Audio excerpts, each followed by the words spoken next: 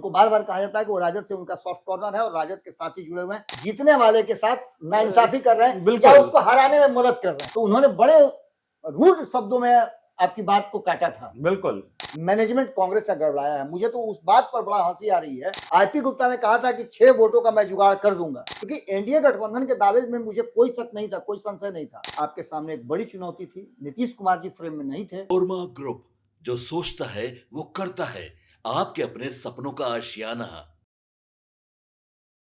देखिए, राज्यसभा का रिजल्ट आने से पहले लगभग तय हो चुका है कि बिहार में कौन जो है वो जीत रहा है, यानी कि किस पार्टी की जीत होगी, किस गठबंधन की जीत होगी। लगातार आप देख रहे होंगे पिछले 2-3 दिनों से बिहार के पटना में कई मीटिंग जो है एक साथ कराए जा रहे थे। सत्ता पक्ष लगातार मीटिंग का जो दौर है उनकी जारी थी और एक तरफ जो विपक्ष है पनास होटल में उनकी मीटिंग चल रही थी। लेकिन सवाल यह है कि इस मीटिंग का क्या रिजल्ट निकल कर आया। क्या सत्ता पक्ष 5 सीट जीत रही है या विपक्ष ने खेला कर दिया है या विपक्ष के साथ खेला हो चुका है। ये लगातार चर्चाएं अब तेज हो चुकी हैं, क्योंकि आपने देखा है विधानसभा में किस प्रकार से महागठबंधन के नेतृत्व पर सवाल खड़े किए गए थे, लेकिन फिर से एक बार राजनीतिक गलियारों में सवाल खड़े किए जा रहे हैं। किस पर सवाल उठाए जा रहे हैं, किसके नेतृत्व को लेकर सवाल खड़े किए जा रहे हैं, किनके विधायक नहीं पहुंचे हैं राज्यसभा, और अगर नहीं पहुंचे हैं तो कौन सा वो फॉर्मूला है जिससे अभी भी महागठबंधन बच सकती है, नहीं तो आउट, और कैसे एनडीए जीत जाएगी। सब जानेंगे इस खबर में। हमारे साथ बाबा मौजूद है, बहुत स्वागत है आपका। धन्यवाद। सुबह से राज्यसभा के चुनाव को लेकर तमाम विधायक जो है वो पहुंच रहे हैं विधानसभा, अपनी जो वोट है वो डाल रहे हैं, मतदान कर रहे हैं। कुछ अलग अलग तस्वीरें निकल कर आ रही हैं, हम इस खबर पर आएंगे, लेकिन उससे पहले मेरा सवाल ये होगा आपसे कि तेजस्वी यादव के चैम्बर से 2 विधायक निकलते हुए दिखाई दिए हैं, वो दोनों सत्ता पक्ष के, और वो कोई और नहीं बल्कि जीतन राम मांझी के परिवार से। एक उनकी बहू और दूसरी उनकी समधन तेजस्वी के चैम्बर से निकली है। बातें ये फिर कही जा रही है हम के द्वारा कि गलती से चैम्बर में चले गए थे। गलती से भी कुछ होता है क्या? 5.5 से 6 घंटे हो गए जब ये वोटिंग शुरू हुई है। 9 बजे से शुरू हुई थी आज, और हम जब ये खबर कर रहे हैं तब उसके बाद 2 घंटे का समय और लगभग बचा हुआ है। 1.5 से 2 घंटे का समय बचा हुआ है वोटिंग समाप्त होने के। जी, 2 बजे के बाद यानी 4 बजे तक जब वोटिंग होगी, उस वोटिंग के दौरान अभी बहुत सारे खेल बाकी हैं। लेकिन अब तक का जो अपडेट है उसमें फोन की घंटियां कहीं कहीं गनगना रही हैं और कहीं फोन का रिसीवर हटा करके रख दिया गया है। पहले ये होता था मोबाइल युग आने के बाद से। अब देखे भैया कि अगर किसी को किसी से बात नहीं करना होता था तो फोन का चोंगा उठा करके अलग रख दिया जाता था, जिससे कि हमको अब बात नहीं करना, फोन इंगेज हो जाता था। लेकिन अब ऐसा है ना कि मोबाइल जब आप ऑफ करते हैं तब भी आपका लोकेशन जो है पता चलता है। टेक्नोलॉजी इतना वास्ट हो गया है, इस टेक्नोलॉजी से आप कुछ भी पता लगा सकते हैं। लेकिन कौन पता लगाएगा? जिसकी मनसा होगी, जो चाहेगा कि हम पता लगा लें कि हमारे लोग कहाँ हैं। आप कमरे में तो बंद 2024 में भी किए थे तेजस्वी जी, अपने लोगों को लेकर के रहे थे। अचानक पुलिस पहुंचती है और आपके लोगों को वहां से निकाल करके उठा करके चल जाती है, और आप मुंह ताकते रह जाते हैं। आप कहते हैं कि खेला होगा, नहीं होता है खेल हो गया। अब इसके विपरीत एक बार फिर से आपके सामने एक बड़ी चुनौती थी। नीतीश कुमार जी फ्रेम में नहीं थे, लड़ाई आपकी सीधी भाजपा से थी। मैंने कल ही कहा था, आज भी आप मेरी एक खबर देखें तो मैंने कहा था कि नीतीश कुमार जी अगर दिल्ली जा रहे हैं तो तेजस्वी यादव के हाथ में बिहार की चाबी देकर के जा रहे हैं। लेकिन इस चाबी को एक बार फिर से आपने गंवा दिया। ये मान लेता हूं मैं कि आपके साथ कांग्रेस ने धोखा दिया। तो क्या तेजस्वी अकेले दोषी हैं? बिल्कुल बिल्कुल। आपको अगर लीडर बनाया गया है तो जीत और हार दोनों आपको स्वीकार करना पड़ेगा। तेजस्वी यादव इससे पहले 2024 में जो वादे कर रहे थे, दावे किए थे, उन्हीं के घर में लोगों को रखा गया था, विधायकों को, और हुआ क्या? आपके बीच से विधायक उठा के लेकर चला जाता है पुलिस। इसके अलावे जब आप मोशन के लिए जाते हैं तो आप ही के विधायक, आप ही के गठबंधन के विधायक जाकर के सत्ता पक्ष की तरफ बैठे रहते हैं। इस स्थिति में यह कहा जा सकता है कि कहीं ना कहीं आप अपना भरोसा खो रहे हैं, या फिर आपके यहां से कोई ऐसा है जो कंप्रोमाइज है, जो चाहता है कि तेजस्वी यादव आगे न बढ़े। अब तो ये लड़ाई सीधी हो गई है, और आज की लड़ाई ने ये अब तक साबित किया है। 2 बजे तक का मैं बात, 2-2:30 बजे तक का बात मैं कर रहा हूं। 2:30 बजे तक ये साबित कर दिया है कि पांचों सीट जो है राज्यसभा की वो एनडीए गठबंधन की तरफ स्विच कर रहा है। पूरे दिन मैंने कल भी बताया था आपके साथ बातचीत में कि मैं भी निकला था घर से बाहर, एमएलए फ्लैट से लेकर के, और कई लोगों के पास जो मैनेजमेंट में लगे हुए थे उनसे मेरी मुलाकात हुई, उनसे मेरी बातचीत हुई। और कल तक, क्योंकि एनडीए गठबंधन के दावे में मुझे कोई शक नहीं था, कोई संशय नहीं था, एनडीए गठबंधन सत्ता में भी है और भारतीय जनता पार्टी को यह पहला मौका मिला है मैनेजमेंट करने का, क्योंकि इससे पहले जितना मैनेजमेंट था वो नीतीश कुमार किया करते थे। नीतीश कुमार के छोड़ते ही हॉर्स ट्रेडिंग की भी चर्चा चली थी, वो भी हम उससे इनकार नहीं करते हैं, लेकिन मैनेजमेंट जो भारतीय जनता पार्टी को करना था उस मैनेजमेंट में भारतीय जनता पार्टी पूरी तरह से सफल होती हुई नजर आ रही है। अभी 2 बजे तक की मैं बात कर रहा हूं। 4 बजे अगर हो सकता है कि जो इनकम्युनिकेडो हैं वो आकर के अंतिम क्षण में अगर वोट दे दें, कोई खेल बड़ा हो जाए, तो मैं इससे इनकार नहीं करता हूं। अब नॉट रीचेबल नहीं फोन लग रहा है, बिल्कुल। तो ऐसी स्थिति में एक बात तो साफ नजर आ रही है कि जो आंकड़े हैं उसमें 202 के आंकड़े में 3 घट रहा था, और बार बार ये आईपी गुप्ता से लेकर के पूरा महागठबंधन कह रहा था कि जिसको 3 घट रहे हैं वो कहां से लाएंगे, हमारे 6 तो मौजूद हैं। आईपी गुप्ता ने जो बात कहा था वो तो अपनी जगह पर खड़े निकले। आईपी गुप्ता ने कहा था कि 6 वोटों का मैं जुगाड़ कर दूंगा, अपनी वोट का नहीं। उन्होंने कहा था कि मेरे अलावे मैं 6 वोटों का जुगाड़ कर दूंगा। जो अभी तक 35 वोट जो है महागठबंधन के पास है, वो जिम्मेवारी थी कांग्रेस की, वाम दलों की और तेजस्वी यादव की, इसको साथ रखने का, इंटैक्ट रखने का। लेकिन सब फेल कर गए। आईपी गुप्ता मात्र पास किए हैं, जिन्होंने वादा किया था 6 विधायकों को साथ लाने का, वो 6 विधायक और वो भी महागठबंधन, वो भी इस विपरीत परिस्थिति में, जबकि आपको पता होगा कि इनके पास भी बहुत कुछ ऑफर आए होंगे। आईपी गुप्ता ने खुल करके कहा था कि मेरे पास बोड़ा, झोला और फोन, यहां तक कि अलग अलग जगहों से मेरे पास फोन आ रहे थे कि हम किसी भी तरह से उधर चले जाएं, लेकिन हम आइडियोलॉजी की राजनीति करते हैं। अब इन सारी बातों में एक बात तो साफ नजर आ रही है कि कहीं ना कहीं मैनेजमेंट कांग्रेस का गड़बड़ाया है। मुझे तो उस बात पर बड़ा हंसी आ रही है जो आपने एक सवाल किया था कि आपके 3 विधायक गायब हैं, फ्रेम में नहीं है, इंटैक्ट नहीं है, कहीं आपके साथ झटका तो नहीं, धोखा तो नहीं होगा। तो उन्होंने बड़े रूड शब्दों में आपकी बात को काटा था। बिल्कुल। और बात काटने के साथ साथ मैनेजमेंट उन्हीं को दिया हुआ था, उनके हाथ में ही चाबी थी कि आप जाइए, आप तो राज्यसभा चले गए, आपको भेजने के लिए सब तरह से हम लोग व्यवस्था कर लिए। और ये कहे भी थे आप ही के इंटरव्यू में कि जब हम 19 थे तब भी हम जीते, जब हम 27 थे तब भी हम जीते, तो हम जब 6 हैं तब भी जीतेंगे।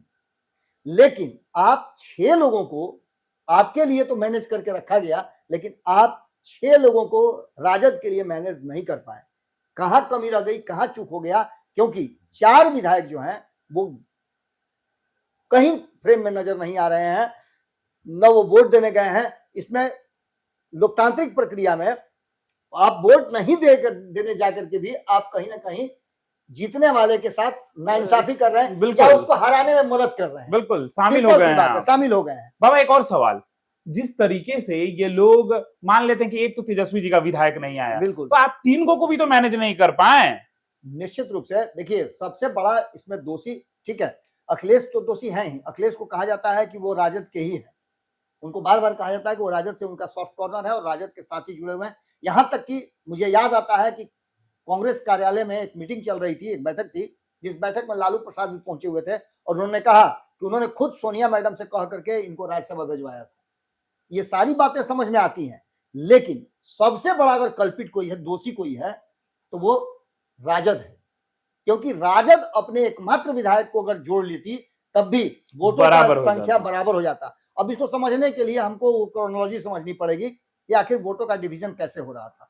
202 सीटें एनडीए गठबंधन के पास है, जिसका हम लगातार चर्चा कर रहे थे कि कैसे ये 41 में से 38 बच रहा है, 38 में से 3 पूरा करके 41 पूरा करके और 5वें कैंडिडेट को जिताया जाएगा।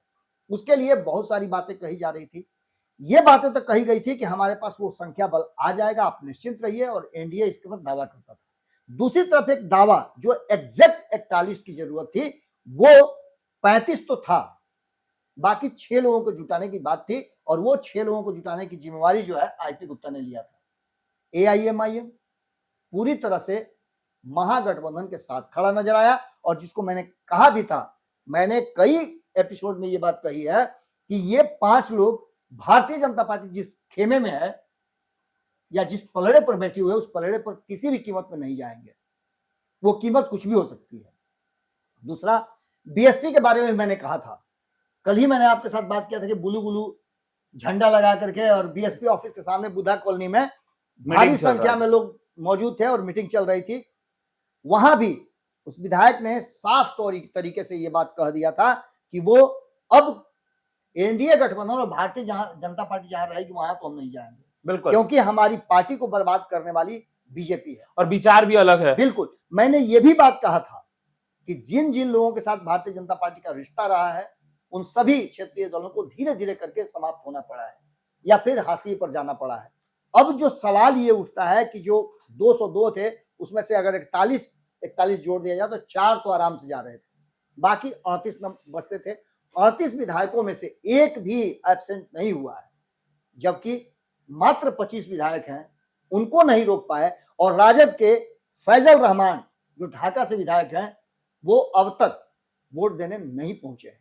4 बजे अगर वो पहुंच जाएं, वोट दे दें तो ये एक अलग बात है। तो अगर बराबर हो जाता है तो फिर क्या होगा बाबा? बराबर की स्थिति में 1 नंबर और 2 नंबर प्रायोरिटी किसको दी गई है वो देखा जाएगा।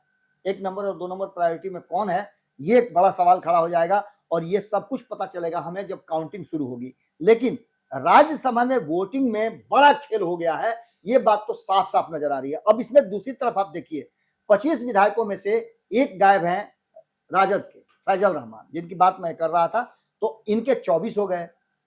जिस बीड़ा को उठाया था आईपी गुप्ता ने एआईएमआईएम के 5 विधायकों को जुटाने का, वो 5 विधायक अपने नेता के साथ पहुंचे और जाकर के उन्होंने वोट भी दिया। बीएसपी के एकमात्र विधायक वो भी जाकर के वोट दे दिए। लेफ्ट की बात करें तो तीनों के तीनों विधायक उनके एकदम इंटैक्ट थे और जाकर के उन्होंने वोट दिया। आईपी गुप्ता खुद से वोट दिए। अब कांग्रेस की बात आती है, कांग्रेस के 6 विधायकों में से 3 जो हैं जिनकी चर्चा कर रहे थे हम लोग और जिस पर दीपक ने सवाल पूछा था, जिनको मैनेजमेंट करने के लिए भेजा गया था अखिलेश सिंह को, उस अखिलेश सिंह से तो उन्होंने सीधे तौर पे कहा था,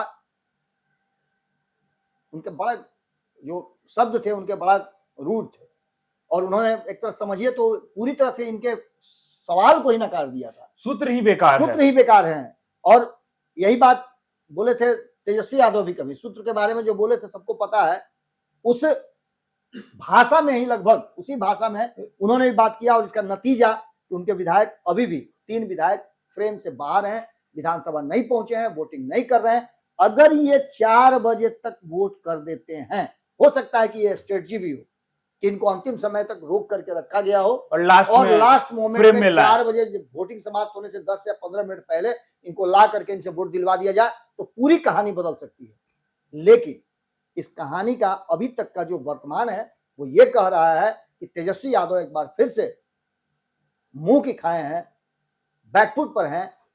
नीतीश कुमार के फ्रेम में नहीं रहने के बाद भी अब भारतीय जनता पार्टी से भी लड़ाई जो उनकी शुरू हुई है, उस लड़ाई में पहली बार ही वो मात खा चुके हैं। और पहली बार अगर आप किसी भी खेल में हार जाते हैं तो आपके जीतने की संभावनाएं तो होती हैं, लेकिन एक डर आपको बना रहता है। भारतीय जनता पार्टी ने कहीं ना कहीं बेहतर मैनेजमेंट किया है नीतीश की अनुपस्थिति में भी, और 3 वोट जो असंभव लग रहे थे उसे संभव कर दिया। और देखिए ये तो अभी फिल्म चल ही रहा है, क्लाइमेक्स जो है वो बचा हुआ है। क्लाइमेक्स देखने के लिए आप 4 बजने का इंतजार करिए। अगर पहुंच जाते हैं तो क्लाइमेक्स कुछ और होगा और नहीं पहुंचते हैं तो ये जो मूवी जैसे चल रही है वैसे ही चलते रहेगी। आप क्या सोचते हैं कमेंट बॉक्स में जरूर बताएं। और क्या लगता है एनडीए जीत जाएगी, पूरी चांस है या नहीं है, आप कमेंट बॉक्स में जरूर लिखें। फिलहाल इस खबर में इतना ही। बने रहिए भारत लाइव के साथ। धन्यवाद। आपके सपनों को हमने सजाया है, ई होम्स पैनोरामा को हमने बनाया है। ई होम्स मेरा एक सपना था जिसपे मैं पिछले 4 साल से काम कर रहा था। हमने जो बनाया है वो सबने है माना। ई होम्स पैनोरामा में हो आपका भी आशियाना। और फाइनली हमने 2021 में इस प्रोजेक्ट को लॉन्च किया। बहुत लोग अप्रिशिएट कर रहे हैं कि पूर्णिया जैसे शहर में, बिहार के, एक तो बिहार की बात करें उसमें भी पूर्णिया जैसे छोटे जगह में इस तरह का लाइफस्टाइल देना, ये सुन के हम लोगों को बहुत अच्छा लगता है। ई होम्स में हमने कुछ और भी किया है, जैसे हम जिस जगह में रह रहे हैं हमारे फैमिली सिक्योर हो, उनको सिक्योरिटी का ध्यान में रखा है। आपकी सुविधा और सुरक्षा आपके लिए खास है। ये आपका विश्वास है। इसमें आर्टिफिशियल इंटेलिजेंस का 7 लेयर सिक्योरिटी का हमने इस्तेमाल किया है। लश ग्रीन कैंपस को बनाया है। यदि हमारा बाउंड्री वाल है तो वो वर्टिकल गार्डन है। ये जितनी भी फैसिलिटी होता है एक इंटरनेशनल टाउनशिप में ई होम्स है, ये हम लोग विश्वास नहीं कर पा रहे हैं। जो भी हमारे मित्र दोस्त या जो भी हमारे बाहर के बाहर आते हैं तो हम लोगों को बहुत अच्छा सुनने को मिलता है और बहुत अच्छा क्रेडिट मिल रहा है। वो सारा हमने सिर्फ एक बिल्डिंग नहीं बनाया, हमें एक बहुत अच्छा लाइफस्टाइल दिया ई होम्स में, और मेरा एक सपना था जिसको मैं आज फुलफिल होते हुए देख पा रहा हूँ। ये आपका आवास है। ई होम्स पैनोरामा में अब आपका निवास है। E Homes Panorama, luxurious lifestyle redefined. Panorama group, जो सोचता है वो करता है। अगर ये वीडियो पसंद आई और वह बिहार के राजनीति और बिहारियत से सरोकार रखेनी तो सब्सक्राइब बटन दबा के चैनल के सब्सक्राइब कर ली। ओजे एगो घंटी बा, ओकरा बटन दबा देला से कुल सटीक और मारक खबर रुआ मुफ्त में मिल जाई। अगर रुआ पत्रकारिता के हमनी के नया प्रयोग में सहयोग कर चाहतानी तो ज्वाइन बटन दबा दी। पेटीएम नंबर नोट कर ली 9386816700।